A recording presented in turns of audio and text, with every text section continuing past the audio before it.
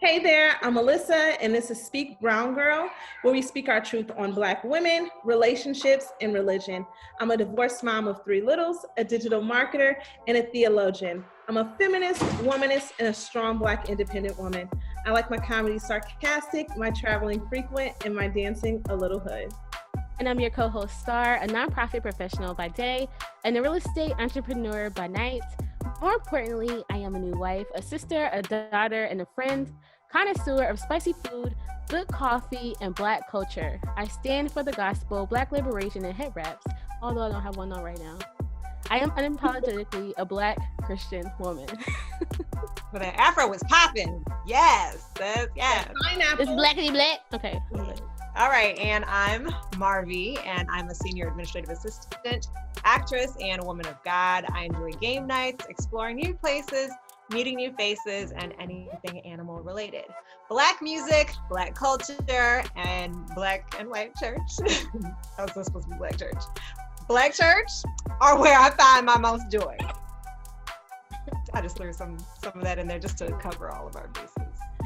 You know, thank you for covering my bases.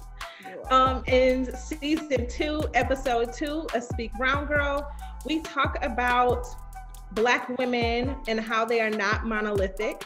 But before we talk about that and explain what a monolithic culture is, we are going to go with Starr on In the News. What are we talking about today, Starr? Hi, guys. We are talking about the Brandy versus Monica Verzuz battle on Instagram Live from last Friday. Was it Friday? Last Monday. I'm sorry. Monday. Sorry, Yeah. I'm tripping. Last Monday. Yeah, but that Verzuz battle broke all kinds of records, had over 1.2 million viewers, all kinds of things. But there was also some tension or perceived tension in the room, some awkwardness as well. So we wanted to talk about one. I just want to, I want us to celebrate these beautiful Black iconic women and on what they were able to accomplish. But also we wanted to talk about, the perceived relationship that we saw on that Verzuz battle as well. I'll let you What's talk your about thought? Who? I'm gonna let Marv start. Yeah, I always gonna be the one to start. that's why we. What are you talking about? No, you're not. Y'all did this to me last episode. Start. Like, let the new girl start, and then we're just gonna like backtrack and cover for all of the problems that she caused. It's fine. You see it? So anyhow, I thoroughly enjoyed myself. I was just having a blast. Low-key, I was working though, so I couldn't even give it my full undivided attention. But I was just so excited to see these two women that I basically like kind of grew up listening to on the low, because I wasn't really allowed to listen to secular music like that. So I was like sneaking. And real quick segue. I don't know if y'all remember Just For Me. Y'all remember the Just For Me hair relaxer? Just for me. Yes, I do. I wanted all the hairstyles on those boxes. Absolutely. So anyhow, they used to come with a cassette tape, right? So I would take the cassette tape that had the instructions of the Just For Me relaxer on it, and I would record all my music from off the radio on Just For Me tapes because my mom was not trying to buy me no cassette tapes. We didn't have money for cassette tapes. What? Well, she wasn't trying to spend money for cassette tapes. But anyway, yeah, so I'd record all these Brandy and Monica songs. I want to say Monica's album was like the third secular album I ever bought. So anyhow, this just brought me back. I was just having a grand old time. However, I did note that there were some weird little looks. I have an Android phone, don't hate, so I was missing a lot of the alleged eye rolling. Apparently, because I was like, I didn't see that much eye rolling, but Eye roll. So could you get an Android? I mean, see, I'm taking my own shots because I know if it was left to y'all would have taken the shot. So I just took it myself. I did not see this alleged eye rolling and huffing and puffing that Monica was doing. But the only thing that I did catch was like when Brandy was like, you know what? Super low key though. You be doing harmonies. Like, it's like, what do you mean super low key? Like, obviously she does harmonies.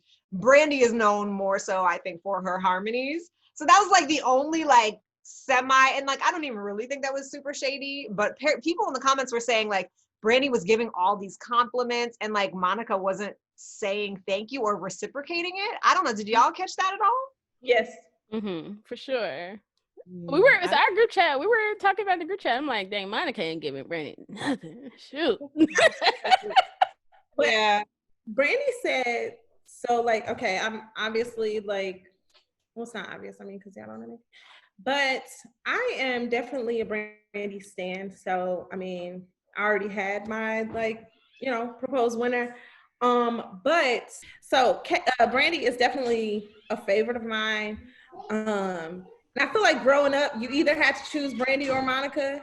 And I always chose Brandy because I could more closely relate to Brandy. And so people are like, well, I could closely relate to Monica. And that's cool. Like that's cool. I'm not telling you who you gotta closely relate to, but as far as like music and like, you know, vocals and stuff like that, like I could closely relate to Brandy. And so when Brandy came out, she was like, oh my God, I'm so nervous.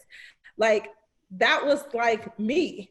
You know what I mean? It was like, I've been the awkward Black girl so many times where it's like, oh crap, stop talking, please stop talking. Why are you still talking? Oh my God, I'm still talking. And it's not like that's their first time meeting or whatever, but she was still fangirling over Monica. You know what I mean?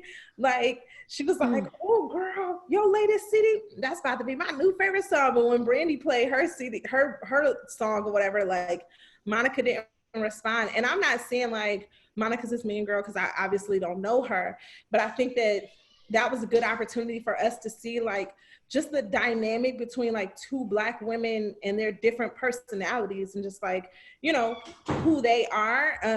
I am definitely the awkward Black girl that says way more than she should in many instances than, you know what I mean, in many situations. So like, I just personally more closely relate with Brandy, but I think that sometimes like Monica would be trying to throw shots, right? Or be like, yeah, you know, that's what they call like a rundown. And you just run down one time and then you cut it. And she was like, Brandy was like, oh man, I'm such a perfectionist. I'm gonna do it 32 times. And I'm like, that's not like me. And it's not like she was taking a shot at Monica because she kept complimenting her, but she was just saying like, that's just so unlike me. You know what I mean?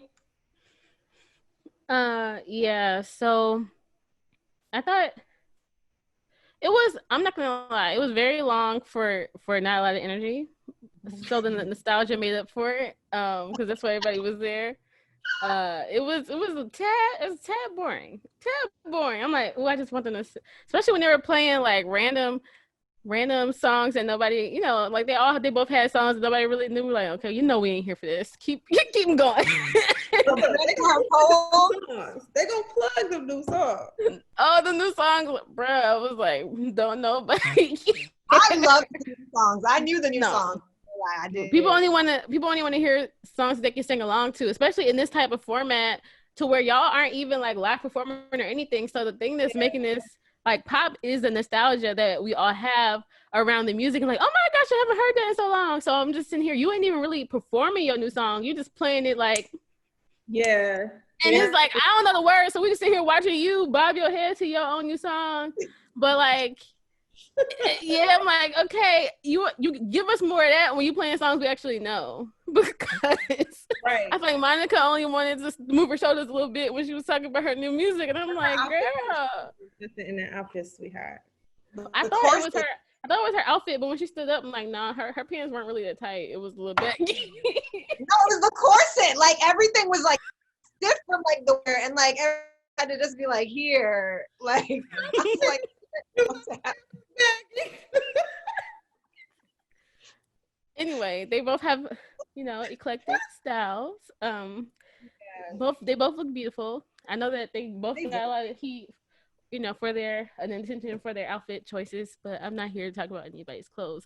I just thought that was maybe why Monica was so stiff. I thought she might have been uncomfortable with her outfit initially, but then when I saw her full outfit when she stood up, I'm like, it ain't that tight. You could have given us a little bit more. 1, 2, you know. You could have given us a little 1, 2. 1, 2. Yeah, she didn't even give us. She could have sit on that stoop like she did with them white shoes.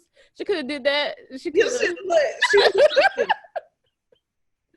That's all she did. Like, I also you feel wouldn't even like try to sing her song. I also feel like Monica is just, for me, not to say that Brandy's fake, because Brandy also reminds me a lot of me, just corny and bubbly and corny. And you don't have to nod that hard, Alyssa. You really don't. So anyhow. For me. For me. For me. Not it for me. Anyhow. But yeah, I think like Monica's from Atlanta, like a little bit more. She's not the bubbly black girl. She's Monica. She's a little bit hood with it. She's like huddly to like but I in the public. And also, like when she was talking about like her kids, like she did a song with like sideline H-O-E, can I say that? I don't know. Sideline girl on the side. Okay, sideline hoe. So she kept ho, and Brandy's like, like talking to her little girl, like, you know, don't listen to this part, sweetie. And like Monica kept coming back saying, I think that was the part. I think that was one of the parts where Monica was intentionally being shady because Brandy was saying, like, yeah, no, I'm real with my kids. Like they know what I'm like. I don't even know if it was that. It was just like, well, because Brandy told me not to, it means I'm about to do it more. Yeah, definitely. That's how. I mean, I don't even think like, because I don't want it to become like, oh, if you hood, you act like this, and if you're not hood, you act like this. Because I don't think that like, I think, you know, you can.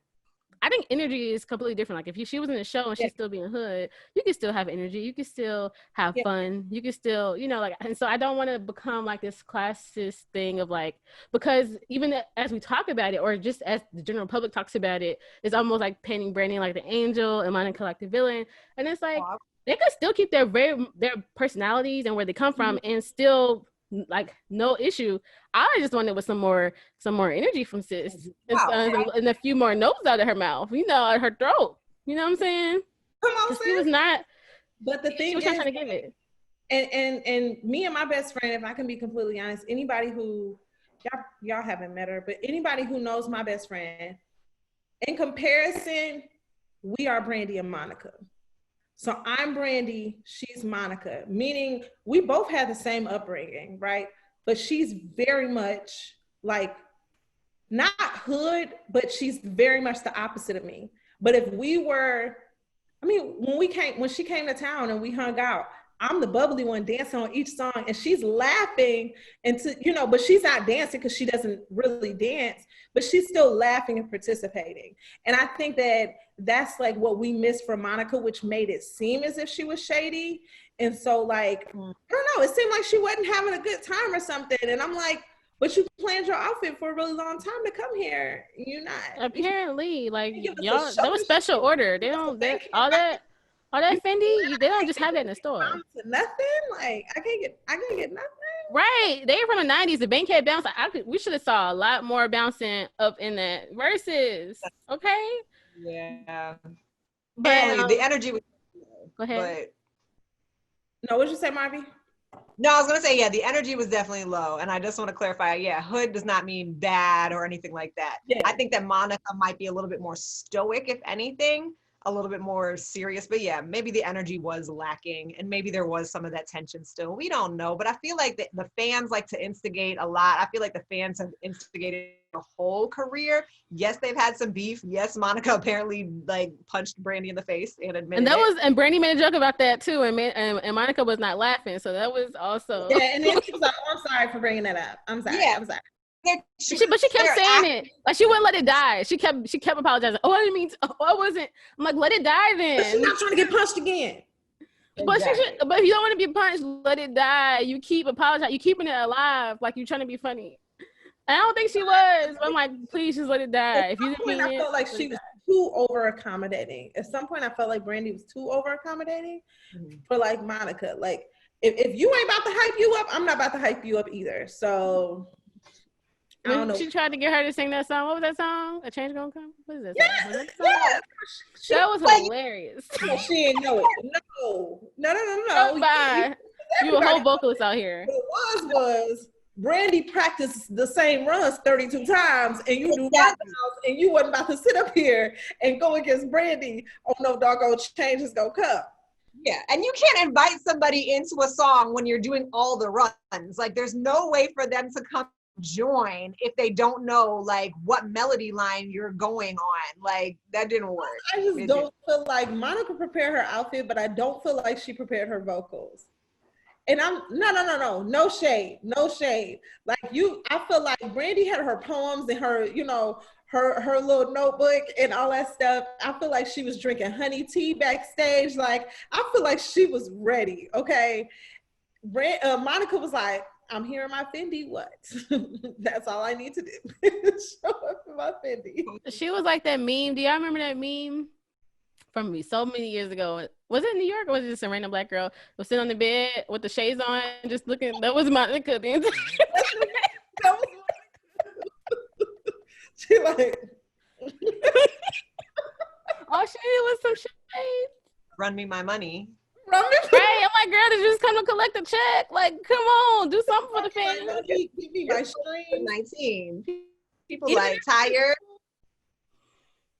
Even in her song Trenches though, like when she was doing the song, like I listened to the song and like she was singing like lazy. I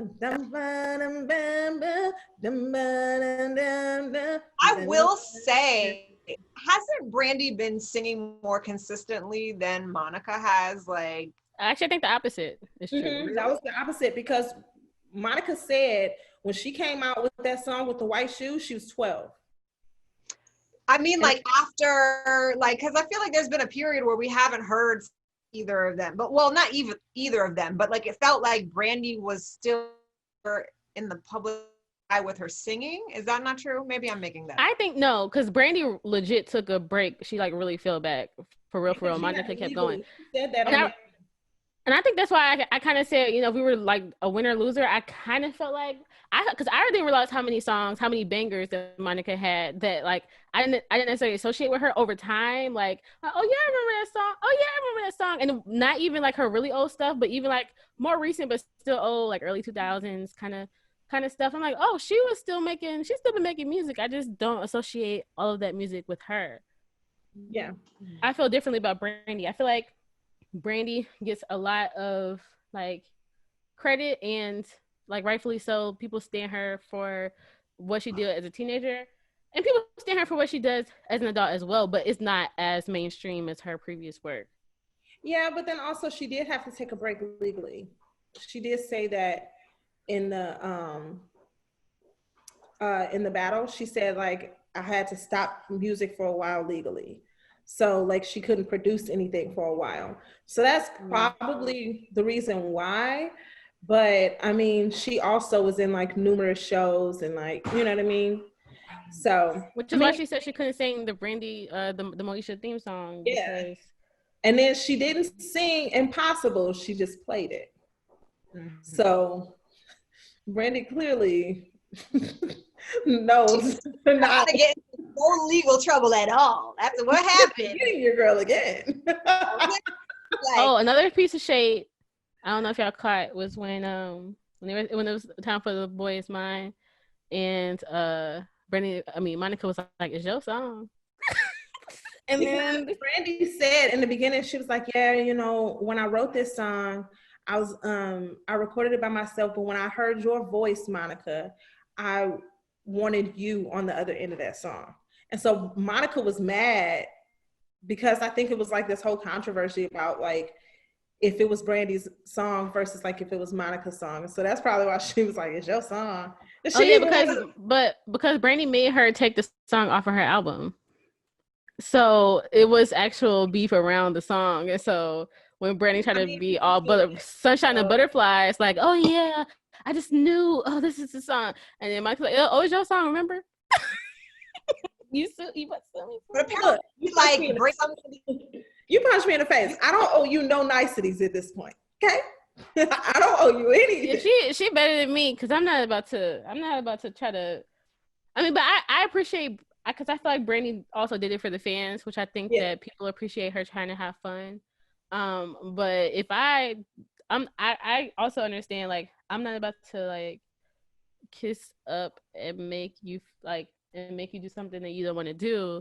So how can I have fun without having to be so dependent on your energy? I would have had to been drunk. I don't know. They had a Ciroc right there. They didn't even touch it. Right? Brandy probably didn't drink no Ciroc because it was gonna mess with her voice, and she needs to hit all the notes and all them dang on poems that. Well, Monica should have had some because she didn't want to sing. I will say this. I was Team Monica when I was younger because I liked her vocal quality better. I loved that her voice was deeper and richer. And me, Brandy's voice was a little bit more tinny. But now that I'm older and have a better appreciation for music, I can hear the harmonies and like why they call her the vocal Bible. Like just the way that she's able to arrange notes and music. That has been super dope for me to kind of rediscover and re-listen to Brandy and have a better appreciation for her, even though I still like the richness of Monica's voice. But, and then the fact that versus it was definitely Team Brandy. You said what? The fact that she does all her background vocals. Yeah. Borderline is my song right now. Her new song, Borderline, like just the harmony. To Love Again with Daniel Caesar because I already love his voice. So I've been listening to that song with him and Brandy on repeat. Like, I mean, I'm not in love, but you know, it's still a good one. But I do appreciate both of the ladies. I'm just so amazed at what Black women are able to do and to continue to show our value. Like, not that we have to prove our value, but like it's on display. It speaks for itself. And so I'm just super proud of them and what they were able to accomplish, and also what they're still accomplishing as well as artists. Yeah, that's good. That is good. Last thoughts, comments, questions, concerns on Brandy versus Monica? Sound like we were on a consensus of Brandy, but for the verses, Brandy won. I feel like Monica was her music was a little more. She had more bops, but I think that Brandy. I think we like her songs more, but I think when Monica's songs were pop, I was like, oh shoot, okay, they kind of right. Oh, okay. And I thought it was kind of weird. I feel like if they prepared differently, like I feel like some of the songs just didn't match round to round, and that kind of made it hard to really say that's who won. I mean, I think Brandy won, but I think you're okay. Well, I think people enjoy Brandy more, just generally speaking. So I think she won. People like go hard for Monica, and I just think, honestly, it boils down to a personal preference. I just think that's I prefer Brandy as a all around, but I think in that verse, I realized how not clear. Like everybody was saying, like, oh, Brandy, for sure. And I feel like in the battle, when they actually played their music, I'm like, oh, Monica, she got some hits, and her voice is crazy. And she was 12. I'm like, she was what? My mind was crazy. Mine is just based off of personal bias, though, so I can't even tell you. At least I'm honest with you. I can't even tell you that it's like hit for hit, because I mean, but that's just the style of music that I like to listen to. I'm not gonna normally listen to Monica's music. Like, she has some bangers that like everybody listens to, but like on a day-to-day, I probably wouldn't. That's like, I mean, that doesn't make her not a good, singer or competitor or whatever. Like, I don't listen to Jhené Aiko. I'm not looking to scratch up anybody's cars anytime soon, So that's just me personally. But what's that face, Barbie?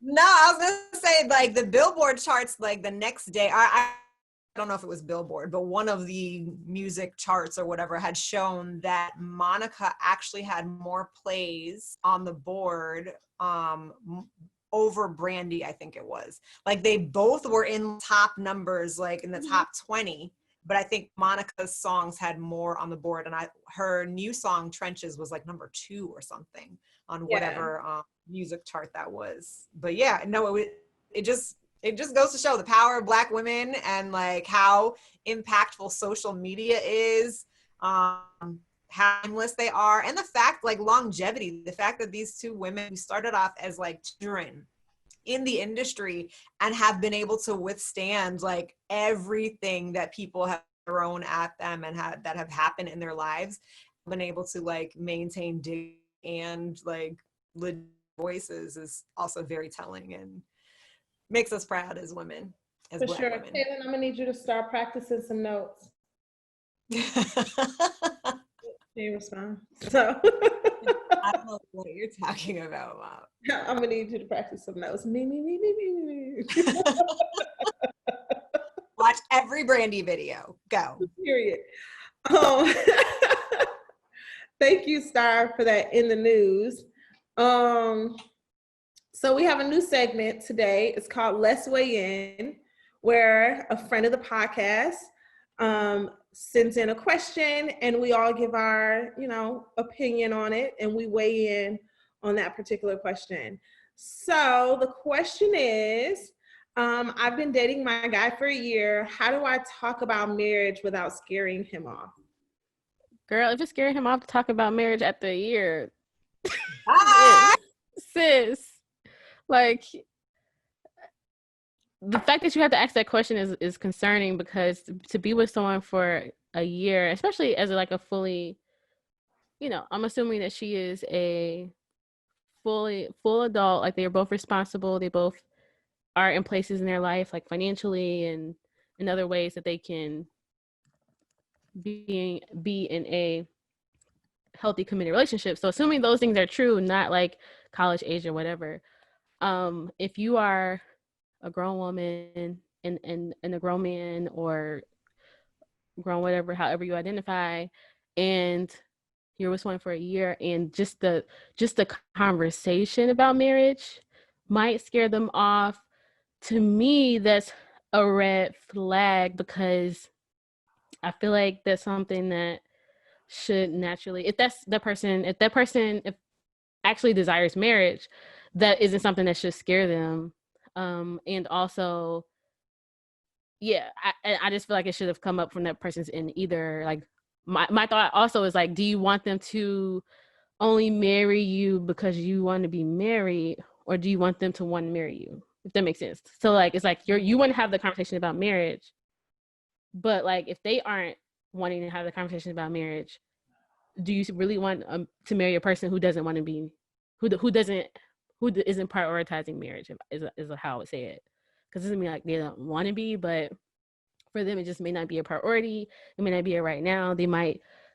I think that's something you should know. Like, if that person says like, marriage isn't a priority, marriage isn't something that I care about, I wouldn't mind being married. Of course I want to be married. I feel like whatever that person stands on is on marriage, if that's something that you desire, then you should at least know that and be aware of it, so that you are aware of how you are sharing your time and your life with someone, and making sure that y'all are aligned in how you see the future, or misaligned, and you have some form of agreement in your relationship about what this is and where this is going. Marvy? Oh, well, I got questions. Y'all know. So my questions to her would be like, did you talk about this when y'all first started dating? Like, did you set the foundation to say, hey, just so you know, I'm looking to be married. Not really just trying to date just for shiggles. Like, I'm looking to be married. Is that something that you're interested in? If that was not, which I'm guessing that was not said, well, maybe it was, I don't know, but that would be my question to your friend, our friend of podcast. Did you bring this up initially? And then if it was brought up, what was his response? And has he brought it up since? Then that's problematic for me. Yeah, I mean, I know that people go into relationships with different mind, but for me, again, like Starr said, like, you don't want to be with somebody or force anybody's hand that don't want to be with you. So if you are truly scared that you're going to scare them off, like, sis, you need to scare them off, because what's coming will be scarier if he don't actually want to be with you. If y'all get into a forced relationship. So I would Or definitely y'all just continue to do this because you're scared and you're waiting for him to bring it up, and you end up in a situation for what, 5 years? Like, you're wasting your good precious time, sis. When, huh? Your good youth. Yeah. Your good precious time, sis. And so, like, I just think, like, again, like you said, if you gotta scare them off because it's really like your fear, and it makes me think that this person might already know what his views on marriage might be, and they are afraid they're bringing up the conversation will actually maybe force their hand, like her own hand, in making a decision. It's like, okay, if you bring this up, and I think he will respond the way I think he might respond, then I will then have to be responsible for making a decision of if that's what I want to do. And then, like, so then it's like, put the ball back in your court, but are you afraid for the ball to be in your court because you don't want to lose this relationship with this person? Or are you afraid of that person rejecting you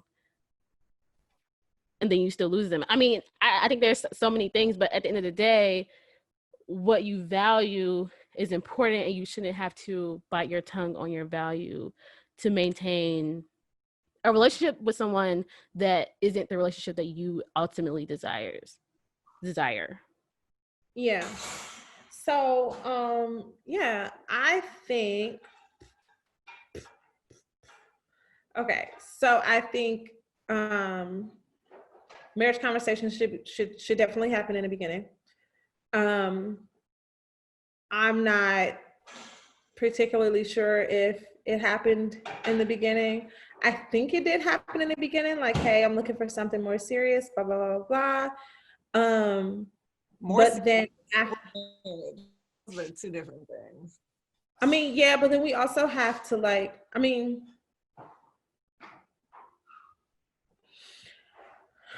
I think that, okay, so I think outside of the Christian context, the way that other people date in relation to, like, the way Christians date is completely different, right? Mm-hmm. So, like, more serious, yeah, I mean, obviously that doesn't mean marriage, right? But I mean, I think it's letting that person know that you're not just looking for, like, another fling. And so, but I think having, like, or even not hinting, I think I'm all for laying it all out there, saying what you want. And if you take it, you take it. If you don't, you don't. Like, I'm not losing anything, right? Because what I feel like I would lose in a relationship where I would be scared to say certain things, I feel like my voice is not valid, and anything, like, this could be a pattern in the relationship where I'm not able to voice my opinions and how I feel about certain things without you being triggered by them. You know what I mean? So for me, I let people know right up front, hey, I'm looking for something, you know, more serious. I am looking for marriage. I'm not looking for marriage tomorrow. Okay, so don't think you're gonna marry your girl tomorrow, but that is my end goal. And, you know, so my suggestion would be to, my personal suggestion would be to have a conversation with them saying, like, hey, you know, we've been together a year. I want this, you know, relationship to naturally progress the way it's supposed to. But then I also do still want to have a conversation about my needs and my wants in a relationship. Like, it's not like I just need to be married to just anybody, but it's like, you know, marriage is the natural progression of a relationship. And I am older and I want kids and I want the whole nine. So if that's not something that you're looking for, then we need to just, you know, cut it short now. You know what I mean? Mm-hmm. Yeah. And not being afraid to have those conversations, because I think that as Black women, well, women in general, as we get older, right, we're like, oh, well, this could be my last chance. Or let me tell you, sister, it's not gonna be your last chance. That's number one. Number two, if that's your last chance, then you don't want it. If that's your last chance at a marriage where you are going to be unhappy because you your voice is, or relationship where your voice is like not being heard, then you're not going to want that in the long term. You know what I mean? So my advice will be, okay, if we haven't had the conversation, or I'm tiptoeing around the conversation, let's have the conversation. And at the end of that conversation, what happens, happens. Yeah, I agree with that. I think that generally speaking, my advice is that it's important, no matter what the discussion is in your relationship, to have an open line of communication to where you feel like you can express your needs in a relationship. Because to be honest with you, even if you had the conversation in the beginning, your desires could have changed. Like we are not, like, we don't just stay, even if, I mean, like, we don't just stay stagnant. Even if it's not growth, we still evolve and change as people. Like, we change our minds, our taste buds change, our desires change. So even if she said that she wanted marriage, or he said he didn't want marriage in the beginning, either of their desires could have changed over time and over the course of the relationship. And they might have, and so, like, just making sure that whatever relationship that you're in, you feel like that you have enough safety, emotional and psychological safety in that relationship to feel comfortable sharing whatever is on your heart, whatever has been bothering you, whatever your desires are, whatever your needs are, because, like, someone can't read your mind, right? And so whatever that is, making sure that you establish that culture and relationship to be authentically.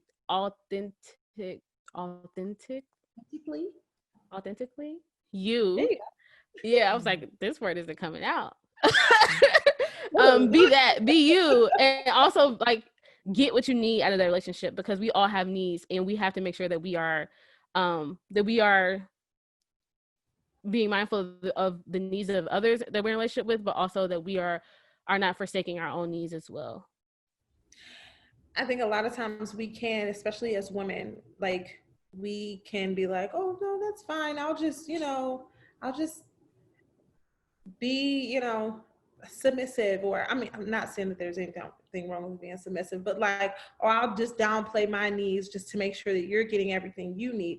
But at the end of the day, you do need, like, your needs met too. You know what I mean?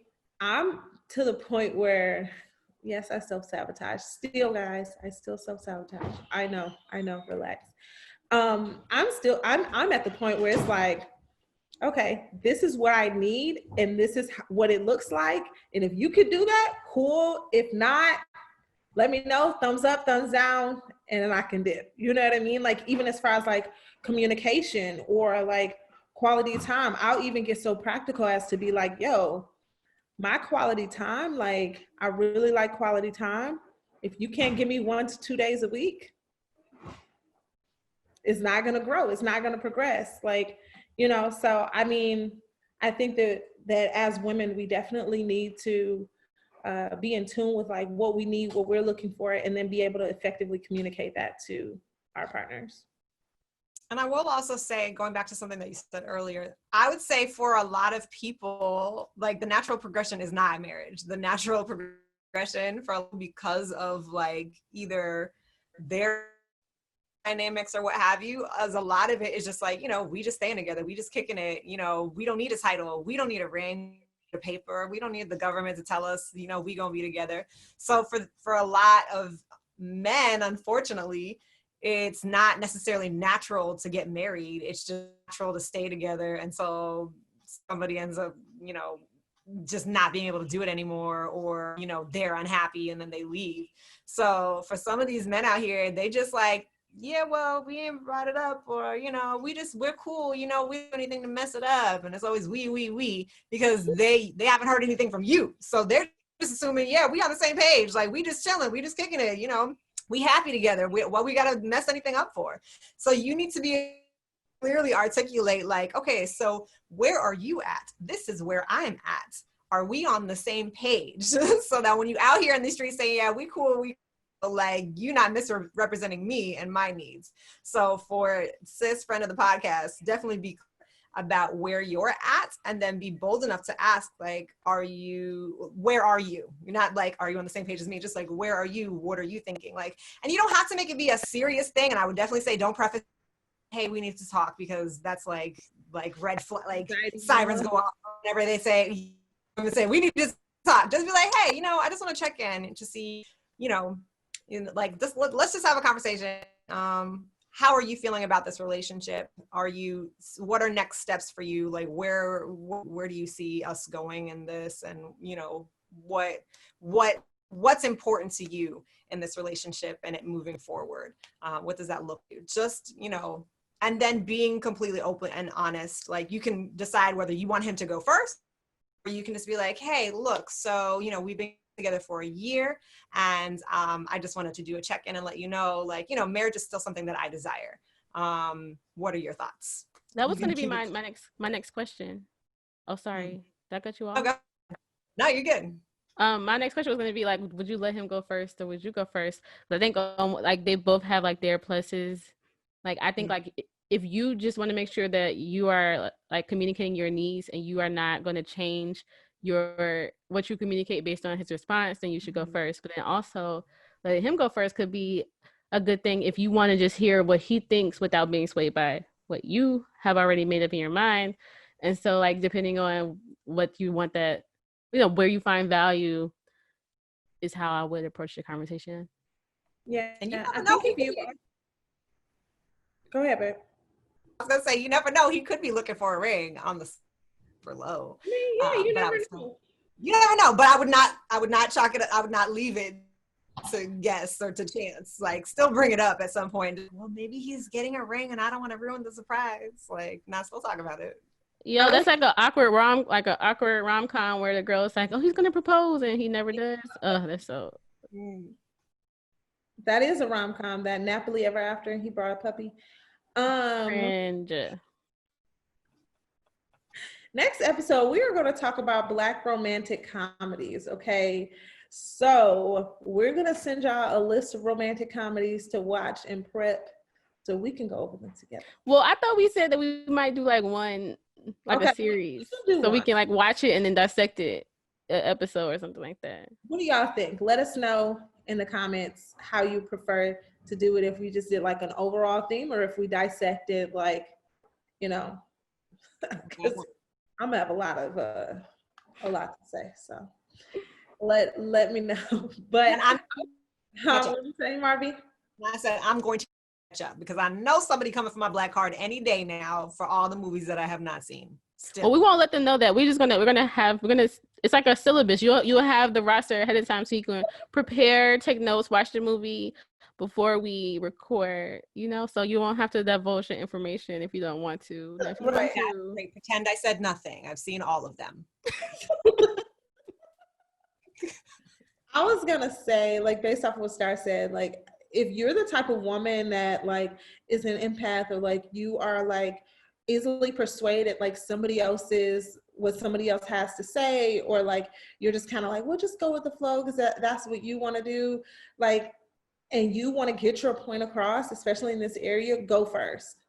You know what I mean? Go first, have your bullet points ready, have all of that ready, lay it all out there, and then let him decide, do I want to either go along with that, or do I just want to, like, you know, end it?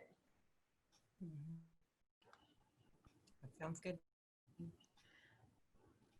All right. So any last? Although now that I'm thinking about it, because I know me, and also being an actress, like I play everything out. I mean, I know a lot of people do that, but I literally be like, okay, so if he says this, I'm going to answer with this monologue, and if he says this, I'm going to answer with this monologue. Ahead, tell me what your thoughts are. What are you thinking about marriage? And then the fact that you call it monologues are hilarious. You know, it would be monologues. Y'all already know I'm queen of the monologues. Don't give me no space or time. I will go on. She for sure did. I am the type that I don't even let it get that far, because the way my anxiety and my overthinking, by the time I thought about it, you've already got 7 text messages, okay? So you read them and you hit me up. That's 7 messages. No, it's seriously 7. Because that's the number of completion, is it? Yes. It's just, I guess so, because it just naturally ends at 7. But everybody doesn't get 7, only like somebody that I'm like really into, and I'm like, so I was thinking, and blah, blah, blah, blah. And it's like,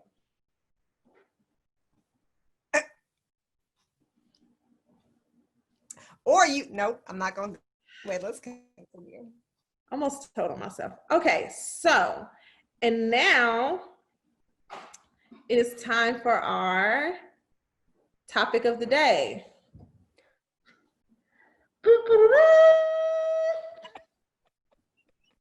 I think I need some Ooh. water. Starr, you keep missing your story time this season. That's on you. Well, we don't have a story time. I mean, well, maybe you could say, let's weigh in, let's weigh in, let's weigh in. That's you. You just did the whole jingle. You just for our new segment. Okay. We're gonna work this out, guys. We're just working out the kinks. It's all right. They already know this is what it is. And I think that's what makes it like, I mean, it's like having a conversation with your homegirls, right? So, well, that's what we aim it to be anyway. So the topic of the day, Black women are not monolithic. So a monolithic culture is a civilization that completely revolves around a single concept or activity. I hear a lot of people saying like, you know, the Black vote is not monolithic. Black people as a whole are not monolithic. Like, and we know that, but I did want to like talk about how Black women in and of themselves are not monolithic. So with that being said, I want to ask you ladies about your experiences as Black little girls growing up.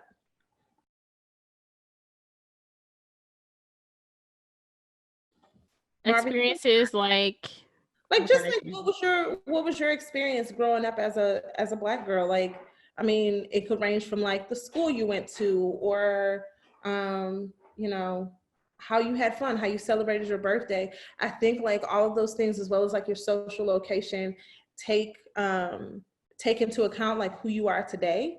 And then it also highlights just like the differences between all of us as Black women.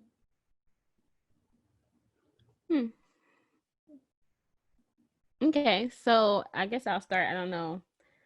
I grew up in a Black family. Okay, you can tell. Well, that's not necessarily a given, but I grew up in a Black family.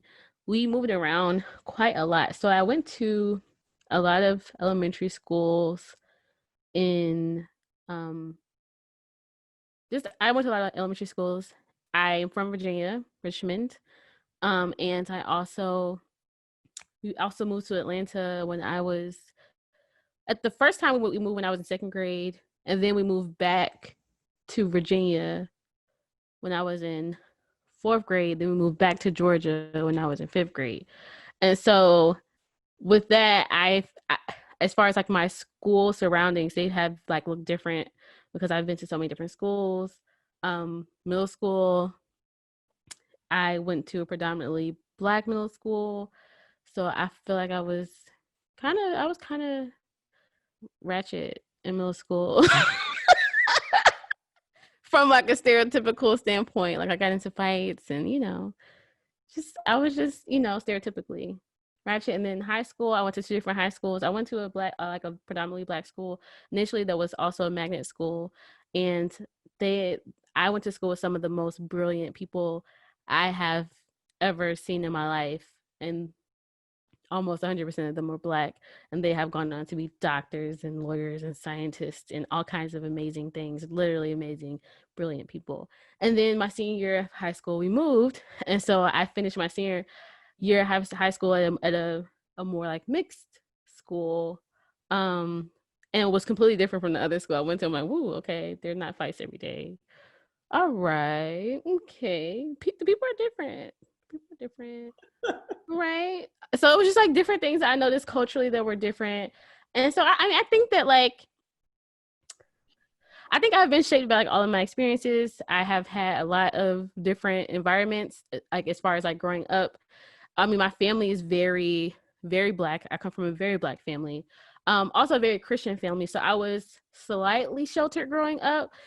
I wasn't like, and so when I talk about school a lot, because I don't have a lot of experiences outside of home and school, because I wasn't allowed to homeschool in church, I guess. And so that is my memory growing up as I am definitely an awkward Black girl. And I've always been an awkward, very shy, very timid Black girl. Um, and I've just been becoming less shy and timid as I've grown in age. What about like college? Like, Oh, you okay. So like Black, what was like a that? HBCU or? I didn't. So my freshman year of college, I went to the University of Alabama, which is obviously a PWI. It was like what like less than 10% Black people there. Um, but in like PWIs, a lot of times like Black people find each other and kind of stay in community. And that typically is how it goes. I saw racism there. I saw a lot of Black culture and Black culture, and different everything in between. Lots of like international students, so very diverse. And then I went to Georgia State after that, which is also a PW. Well, it's also a PWI, but it's in Atlanta. It's in downtown Atlanta, so it's very diverse. I think it was awarded like the most diverse university in the country at some point. So yeah, I feel like in those types of spaces you learn a lot. I learned a lot about um like feminism in college, which I did. Like you just learn a lot of like different worldviews and different historical facts and different things about other people's culture. And so I feel like college is like for me was just a big, a big gumbo of experiences and cultures and learning. a a big pot of gumbo. Was that a Black analogy? All right, I'm gonna mute now. And scammers. Oh, scammers. Oh, well, he wasn't in college, but he was in Atlanta because You were in college. that happened with me during college. I did get scammed. If you don't know what I'm talking about, it was on season 1. I don't remember what the episode, but Yeah, you just gonna have to find it. yeah, we talked about Insecure. It was an episode on Insecure, right? I think it was. I think so. I think so. Yeah, so find that I episode. think it was in the comments of like Starr dated a scammer. Oh yeah, it was horrible. I was just telling somebody that story today actually. Or yesterday. But yeah. All right. Marvy? Okay. Born in the Bronx to two Caribbean parents. Immigrants from Trinidad and Tobago, Jamaica. And we moved to Fort Myers, Florida, Lehigh Acres, Florida, when I was 3 years old. Lehigh Acres was like a very kind of like, not necessarily rural, but it was still kind of underdeveloped, a lot of swamplands. I would say it was predominantly white when we moved in. The church that I went to was predominantly white with like a sprinkling of Jamaicans, like actually some people who ended up being our cousins, because, far-reaching Caribbean families will just everybody related anyhow. So, I grew up very sheltered to two, Caribbean conservative parents.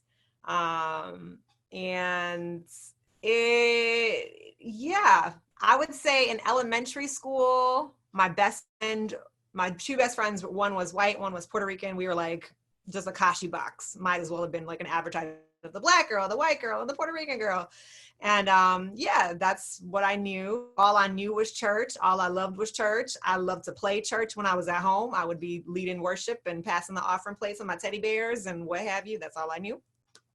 And my father in particular, he has a very old school Jamaican mentality of, you have to watch out for Black Americans. Don't get caught up in the things that they do. Like, so there was always this stigma in our household of like Caribbean people versus Black people. And I didn't realize that was a thing until I and when I started to hang more Black people, when I wasn't like afraid to anymore. And like, for whatever reason, not for whatever reason, but what parents say, like it always holds weight and you take what they say to be true.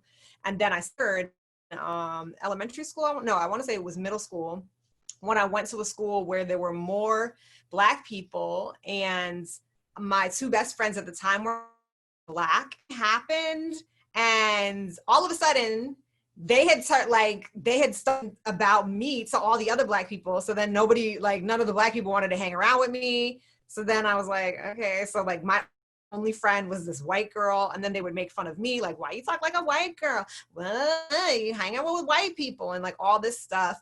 So it like further kind of perpetuated this idea that like, you know, like Black people were not to be trusted. They'll talk about you. You know, I often saw, you know, Black people getting into fights and what have you. And like, so all of this stuff was like being compiled in my mind that like, you know, well, I must be from them somehow. And it took a lot. It didn't take college to really break down all of these lies I had started to believe and were told. My parents didn't really talk about Blackness. They had a different experience growing up in the Caribbean. They didn't talk about the Black American experience or struggle. They didn't talk about really the times that they had experienced racism until I started like poking and prodding later on as I got older. Like, well, would you say you've experienced racism? And like, you know, my dad would tell me like different experiences on the job and how he was treated differently and like called the N-word and like all kinds of stuff.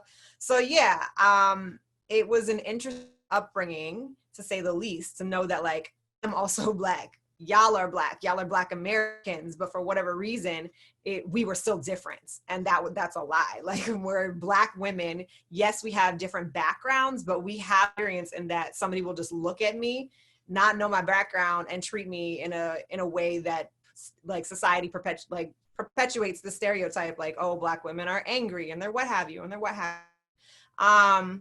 But I would say in college, I kind of was the token Black girl. I went to a PWI as well. It was a Christian college, and they like to pride themselves on being diverse, when really it was like they took a handful of Black people and put them on all the flyers.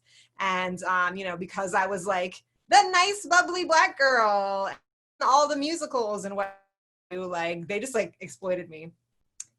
Trust me, I had my Britney Spears moment, shaved off all my hair, stopped wearing makeup, and basically was like, I'm not being your poster child anymore, and what? And I was done with it.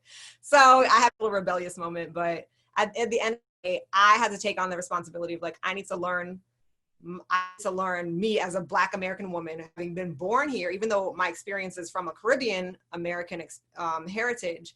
I'm a Black American woman, and I need to learn about what it means to be a Black American woman, what it means to be in America, and the things that a lot struggle with, and the things that unite us rather than separate us. That was a lot of talking. Marvelyn for president. I don't know about all that. I'm not gonna go that long. Please don't. I'm not going. Sorry, y'all. I told y'all monologues. I talked to myself. I know I'm a preacher, but sis just did. Give me my whole life story. Whole sermon. Start over here like, what else? We learned about good things in college. Yeah, I'm like, you know, I went to college, didn't I? I did do that. No, we're all different. Like, oh, I went to elementary school, a few different ones. Okay, yeah. I went to 5th grade. That was fun. Marvin, like, in my discovery as a 5th grader, what I realized was that home was not my home. And I learned by being a token that tokenism is just. I felt as like my starting off was inadequate. We should let Marvy go first. No, all different. See what makes us beautiful and unique and diverse. Sorry. I just tell you, we've done a lot of thinking. That's all.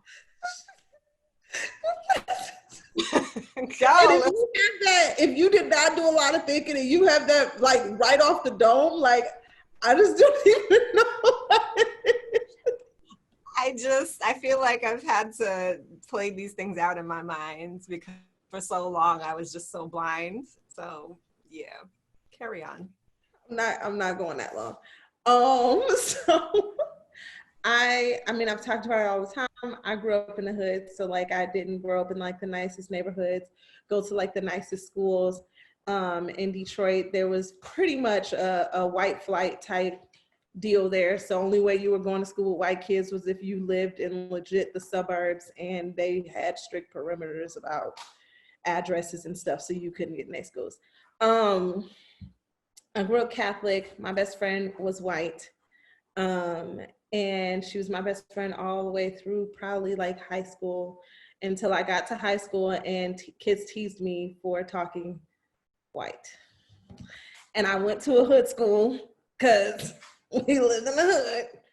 So, you know, they used to call me Oreo, and I would just be like, girl, they used to call me Oreo, and I would be just like, I don't understand. You're black on the outside and you're white on the inside. And so it created this culture of like me feeling like, oh, I'm supposed to be this one way. Why am I not that one way? And, you know, this is the way that I am, like, and there's something wrong with me not being able to be a stereotypical Black girl, right? Because you hear me talk, like I said, you hear my best friend talk, you hear my sisters talk. None of us like talk the same. Me and all my kids talk the same, but this weekend my dad was like, oh, they talk just like you. I was like,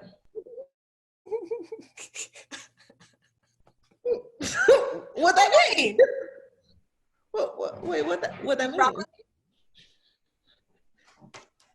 Like, but and most of it partially came from honestly just one of my hobbies growing up was reading. I would read, because y'all know I love the rom-coms. I would read a rom-com, literally a book a week. And so I'm like flying through books. And a lot of those words I didn't know, I found out in context, and I, you know, started to learn and grow through that. But, and even in college, like a lot of the colleges that I went to were like mostly Black colleges. So I didn't really see like, I didn't see any Oreos. I still saw Black kids. And when I came down here and I started to work in these majority white spaces, then I would see different types of Black women. And then it'd be like, huh. So don't nobody make fun of her for talking like that? No? All right, cool. We good. And so like, it was really like, when I got to Atlanta, that's when I kind of saw like a melting pot of like Black women of different like personalities, different backgrounds, different like, you know, and we all were just like, we're family. You know what I mean? And I think that just validated my experience as a Black woman, because for so long I was told that I wasn't a Black woman because of how I acted, you know? So I don't know. I've had Black men tell me that I should date white men because I sound like a white woman. They were like, you're gonna end up with a white man. I was like, I beg your pardon. You want to fight? Just kidding. It might still happen. Whatever. Anyway. I've had white men ask me, do I date, like at this one job, the guy was like, do you date white men? I was like, absolutely not. He was like, huh.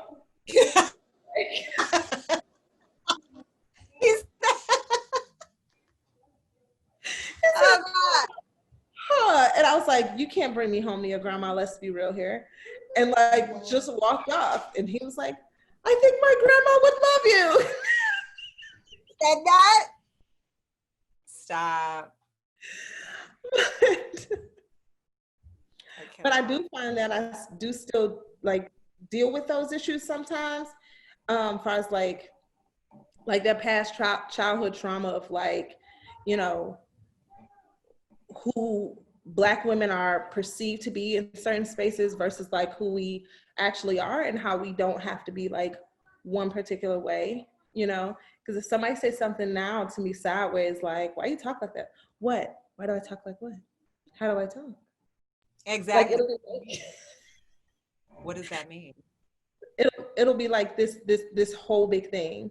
So like, as Black women, like, how do you feel like we differ? Just even us three.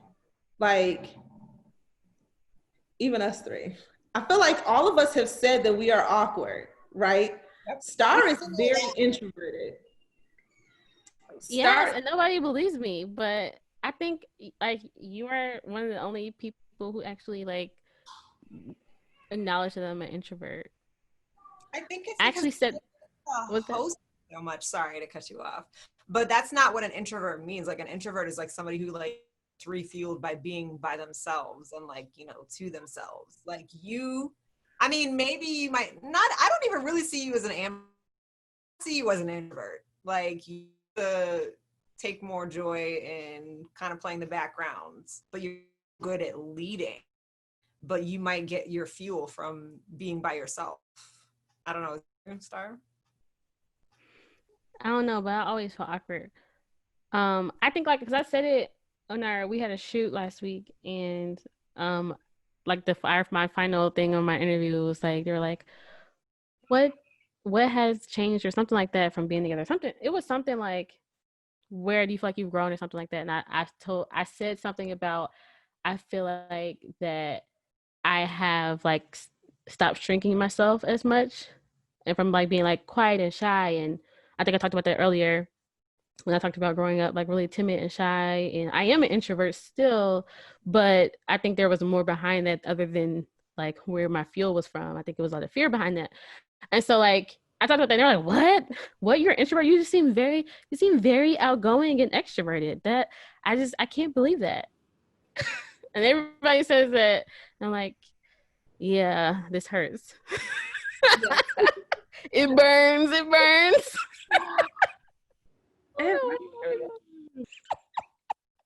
Oh, it burns so much. Oh. Who is this? I can't even like when David is watching my YouTube videos, I can't even be in the same room. Because you're like, I want to hear that. It's like I can't. I just can't. Yeah. I just can't be around while you're watching my YouTube videos. Marvelyn told me she's nervous. She did a 13-minute monologue. So I'm just gonna play the background for this one, y'all.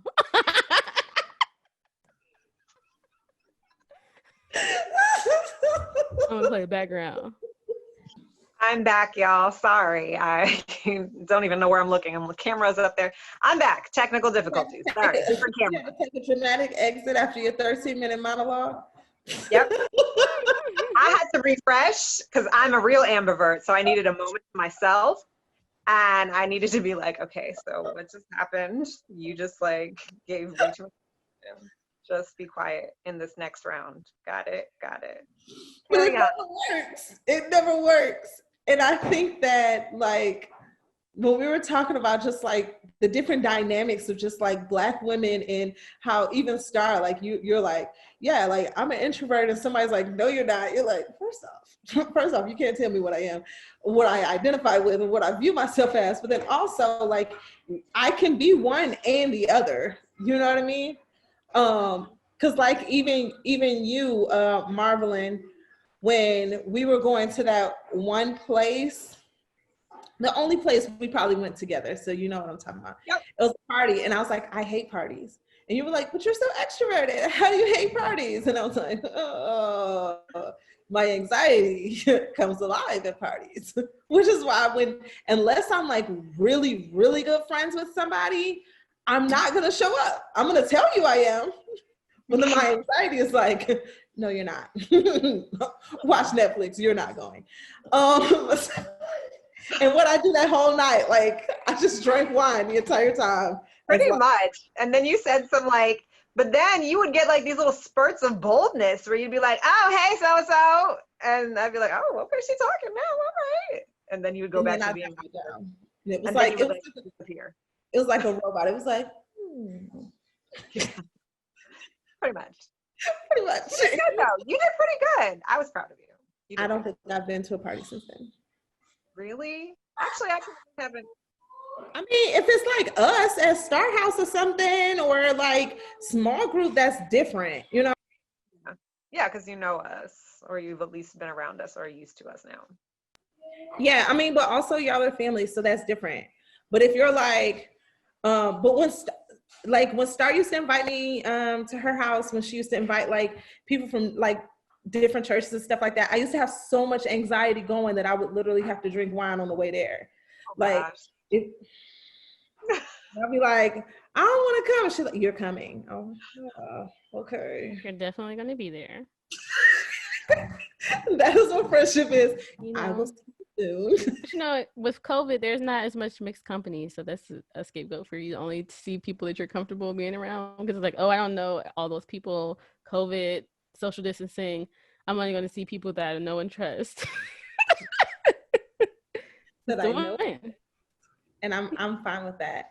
But I mean, I can be extroverted and still like introverted in some spaces where I'm not completely comfortable. And I think that like people just assume that it has to look like one way. You know what I mean? Well, that's why they came out with ambivert, I think. And I don't even know if I'm saying that correctly. I think it's just like you get refueled in different settings. Like, so if you are an introvert, you get refueled and replenished when you're by yourself and like you have that time alone. Whereas like extroverts, like they're like fired up and fueled up when they're around a lot of people and they're doing a lot of things and, you know, they're in the public eye, so they're extroverted. I think I'm an ambivert because I need like my alone time. Like I get refueled when I'm by myself. So I will give you everything that I have at a party, hosting, but then I also just need to like be like, I just need a minute. Like the only child in me is like, I don't want to see nobody for the next 2 days. Like, you're like, don't mess around and be like, hey, you want to come somewhere tonight? I'll be like, okay, I'm there because I can't help it. You're like, here's the razzle dazzle, and I'm done. Exactly. My FOMO comes in, and I'm just like, I don't want to have to be there. Your FOMO is so serious. You have the most serious FOMO you've ever seen. You're like, wait, what happened? I'm on my way. My boots are on. Oh, girl, did you even get dressed? Did you like that one pants leg? Remember when I showed up ashy? I had not even put lotion on. I was like, I'm coming. And just like,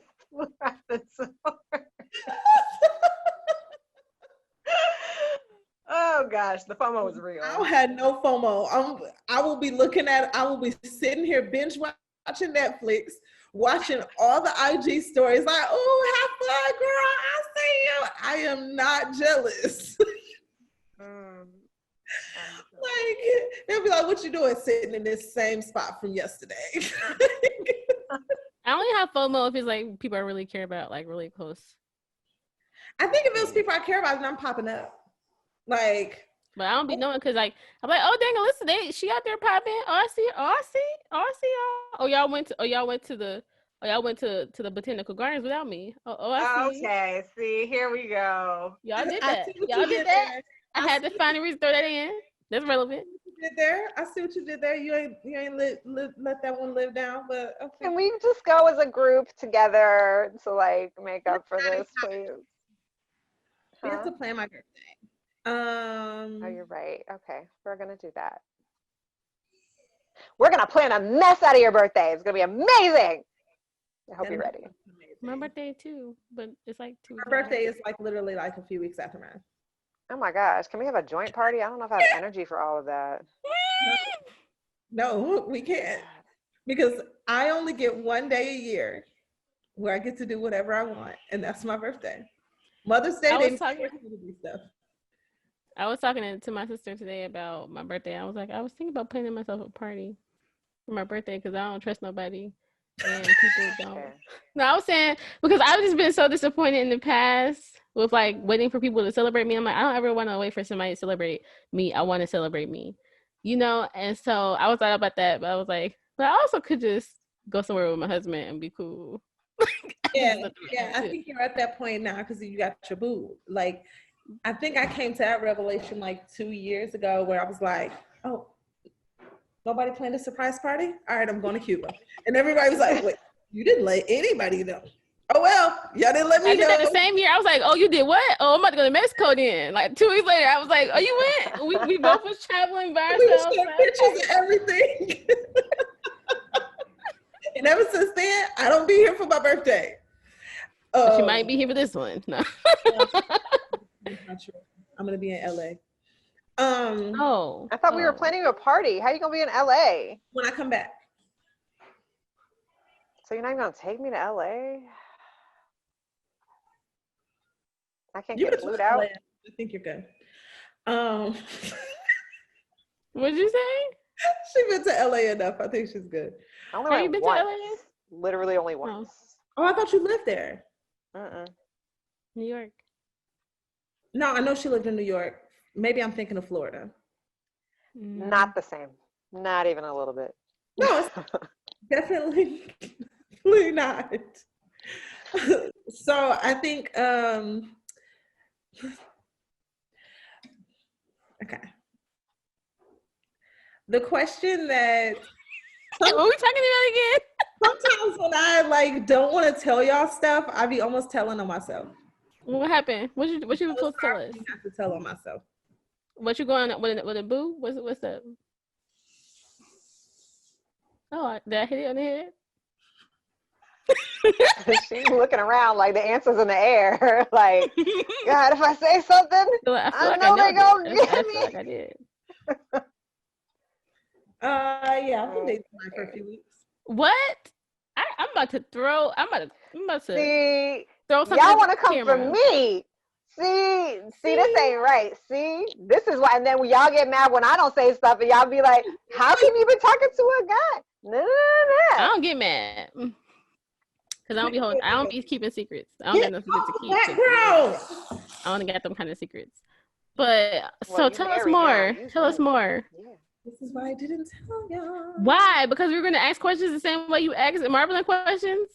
Exactly. Wait, you can't make the face if you ain't got nothing else to say that's going to help your story.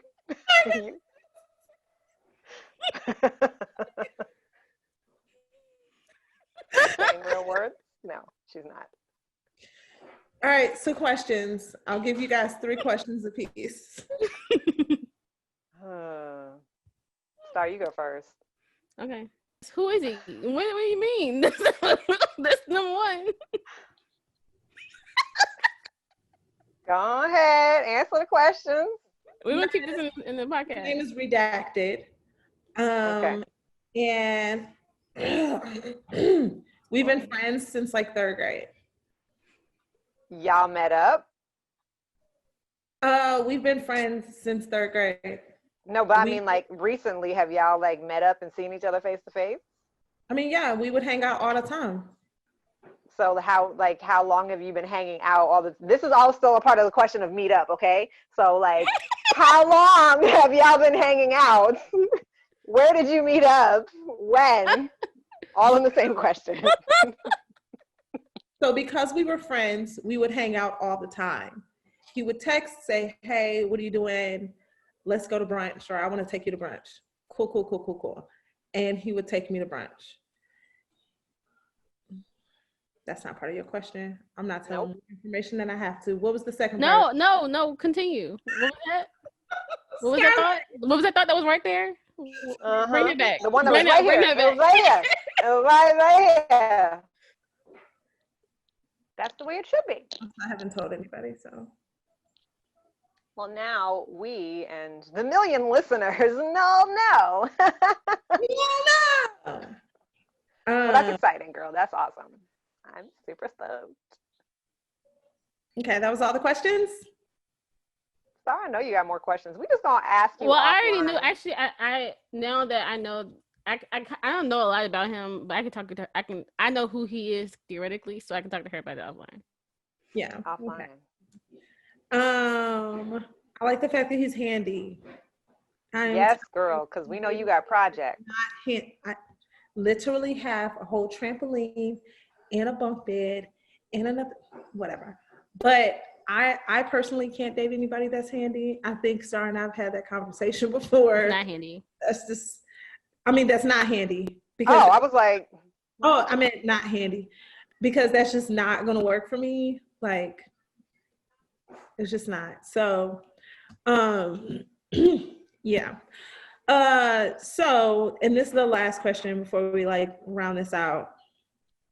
How do you feel like Black women are perceived in the media versus like real life? You know what? I'm sick and tired of all the caricatures of Black women, like in entertainment in general. I mean, I'm like, I don't even know anybody who really talks like the Black woman voice, um, the neck rolling, and I'm tired of all of that. I'm tired of Black men using caricatures of Black women as reasons why they don't show interest in Black women as romantic partners. I'm tired of that trope of like Black women have too much attitude, that's why I don't date Black women, and Black women are do this, that's why I don't date Black women. There are so many Black women, so many types of Black women with different experiences, different body types, different hair types, different personalities, different families, from different social economic statuses, from different regions, like from different cultures. And so it's tired. It's very tired. The tropes are tired, like it's whack. And like at this point, with all of the Black women, like we have the internet, we have social media to where we can see so many different types of people we can learn, and we can, even if we don't even have the opportunity to travel, like we can peer into other types of life and other types of people, and to continue with narratives of Black women as if we are all the same is very lazy. It's like, it's lazy, it's closed-minded. It's a whack analysis of, like, it's a whack worldview. You have a very small worldview if you think that all Black women are the same, and you continue to push forward just old tired Black women narratives. Marvy, go ahead and give us your monologue. I don't have a monologue this time. I think especially in the acting world, like it is just a running joke at this point where, where you go into an audition and they want you to be the Black girl, but they want you to black it up. Like, can you be like a little bit more sassy? And you're like, can I see your sassy face? My sassy face. So what I might give them is like, okay, so what exactly are you trying to say here? And what they want is, okay, so what exactly are you trying to have me say here? What do you want me to say? Like, this is what they want. Like, and you're like, that's not reality. And most of the women that you see, it's just like caricatures. Like, it's literally just, that's how they see us. That's how they want us to be, so that they can further be like, us and them, we can't relate. They're too out there. And unfortunately, a Black man might have dated like one Black woman that, had a lot of attitude. It doesn't mean all the other women are going to be the same. Like, I had one guy who I met on Hinge that was like, okay, so like, I was like, okay, so what are the things that, you're looking for? And he's like, somebody that's like, not going to have a lot of attitude, somebody who's got like a good job, that's not like not working at McDonald's or whatever, like somebody that I don't have to like, start from scratch with, like that already has something going on for themselves. And he had already stated in the beginning that he was looking for a Black woman, a Caribbean woman or something, whatever. I'm just like, yo, like, Caribbean woman without an attitude? You said what? A Caribbean woman? Caribbean woman without an attitude? Without or a lot? What are you saying? Without an attitude? I mean, there's Caribbean women that don't have quote unquote attitudes. Like, again, not everybody is all the same. Like, I don't know. That's the whole thing. Like, we're not all the same. Like, we're all different, and you won't know until you actually get to know a person. Like, stop just overgeneralizing. Stop, painting this broad stroke picture because of like past experiences that you've had. Like, yes, we all come in with biases. But come in with like a clean slate. Be willing to give people a clean slate and just be like, all right, I see this Black woman as just like a person. Like, she has like a different experience from me. Obviously, she probably comes with a whole lot of things just from her family or what have you, but I want to get to know her instead of like putting on her, like, I was almost brought up that one guy. We aren't going to talk about him yet, but instead of putting on her all of these stereotypes before I even get to know her. So yeah, we're all different. Stop treating us like we're all the same. I want to add something. So on one end, it's like, everybody's not the same. Everybody's not this. Everybody's not that. But also not associating negative connotations to aspects of Black culture. Mm-hmm. Because even like, if you you say like Black women are loud, right? Or you say somebody is loud, like that could have a negative connotation to it, but it's like, and so I was thinking about this the other day, because I was thinking about like who is somebody that somebody would say is loud. I don't know. My sister is loud. I have a sister who's loud. But like, for example, Alyssa is not loud to me at all, right? But I feel like that somebody might characterize her as loud. But I'm like, literally, she's not loud. Like, literally, her voice is like this big. Literally, she never raises her voice. Like, she literally is not loud. And so I was just like, because I was trying to like dissect like words that society uses to describe Black women, or at least women in general, like in around character traits that they don't find appealing about in a woman. And I'm like, but what does that even mean? Because like, I'm like, because if I think about somebody who has a loud volume of voice, like there are women who have a loud volume of voice, but like, does that mean that that's a bad thing? And are we characterizing women who might fit those stereotypes as something negative? Like, while all Black women are not the same, we don't all fit those stereotypes. Even having a negative connotation, like it's like the good hair, bad hair thing, because somebody has 4C or kinky hair, it's like they have bad hair. It's like if we say every Black woman's hair isn't like that. Black women can have long hair. Black women can have straight hair. What Black women can have this. Even if that's true, if they do have stereotypically kinky Black hair, that's still not bad hair. So it's like that same like thing of like, even if somebody fits the stereotypes of Black people, not associating it with being negative. And I think that that's also because there are things that you can find in Black culture that I think should be celebrated and not used as an insult. Like, using our Blackness as an insult is for sure offensive, and it needs to stop.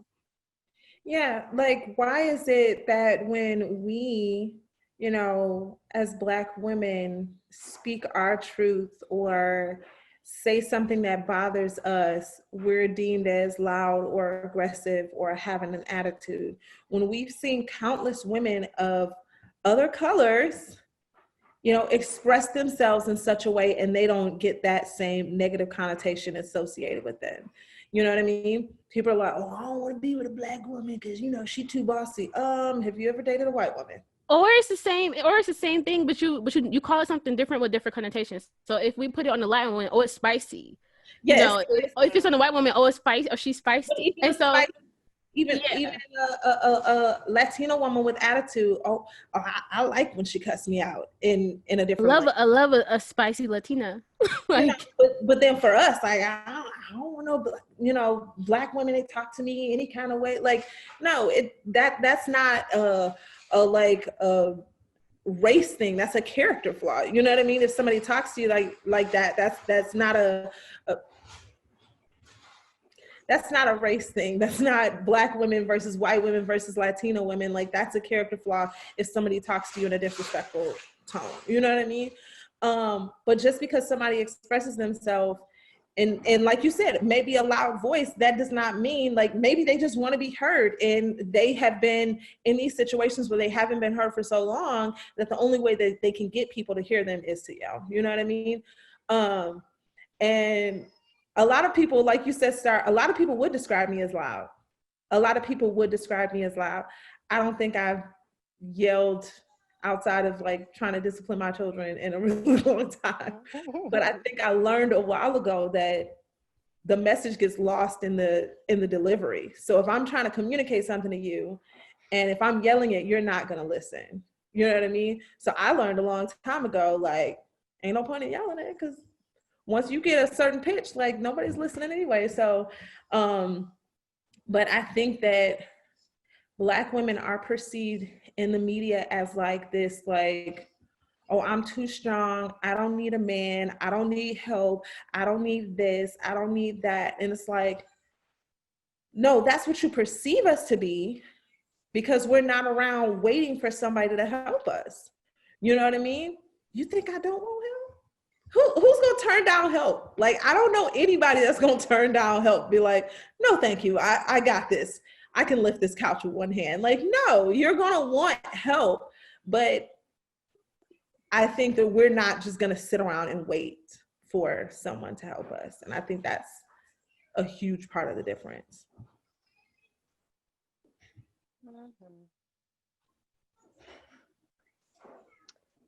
Yeah, I agree. We're all different.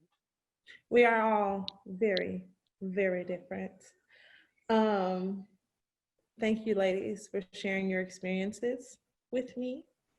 I feel so seen and heard right now. This is wonderful. And I loved hearing y'all's backstories and about Alyssa's new man. Cannot wait to follow up with this offline. Yeah, we will follow up. We'll figure out how much we want to leave in and how much we want to edit out. We'll coordinate on that. Offline. I just love saying offline. It's just we'll talk about this offline. We'll talk about it offline. Make you sound super fancy. I'm super fancy offline. Why don't we table this? And then we can talk about it offline. Do you have all right, this will be the last thing. Being Black women in predominantly white spaces, do you have a list of things that you like to say just to be extra?